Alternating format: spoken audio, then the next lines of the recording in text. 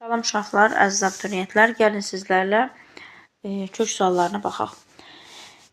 Bu tip köklərdə əsasən dərəcəsən kiçik olanı əvəz etmək lazımdır. Dərəcəsən kiçik olan 4-cü dərəcədən kök altında 3-dür. Çünki dərəcə böyüdükcə həmin ədəd kiçilir.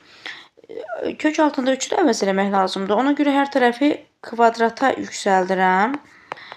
Bu zaman kök altında 3 bərabər olur a kvadratına. Gəlin indi əvəz eləyək. 3 bölünsün a üstə gəl 1 vurulsun a kvadratı üstə gəl a bölünsün a.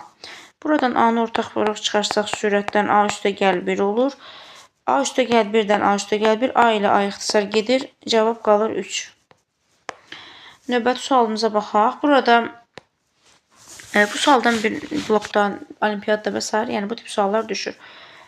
Deməli, burada x minus 1 üstə gəl x qalsın. Buradan kök altında 2-ni ortaq vuruq çıxarsaq kök altında 2 kimi qarşıya çıxar.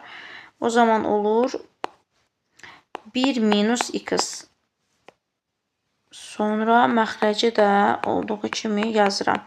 Buradan aydındır ki, bir ifadənin deməli əksi verilibsə mənə, orada x deməli 1-dir.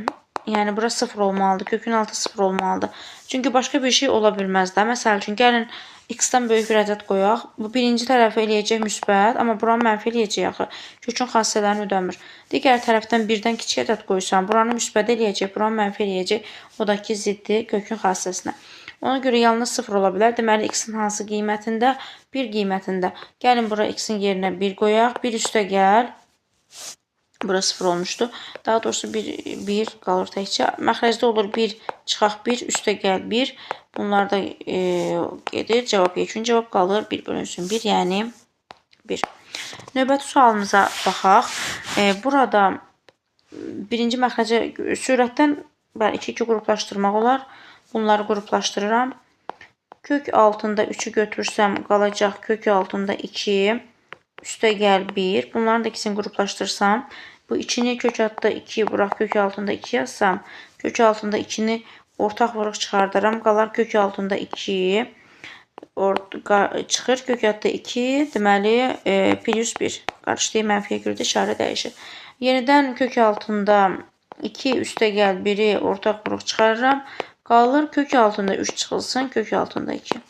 Sonra məxrəcini edirəm. Məxrəcdə uşaqlar 5 minus 24-ü 4 vuraq 6 yazıb. Bunu da 2 kök altında 6 yaza bilərəmmi?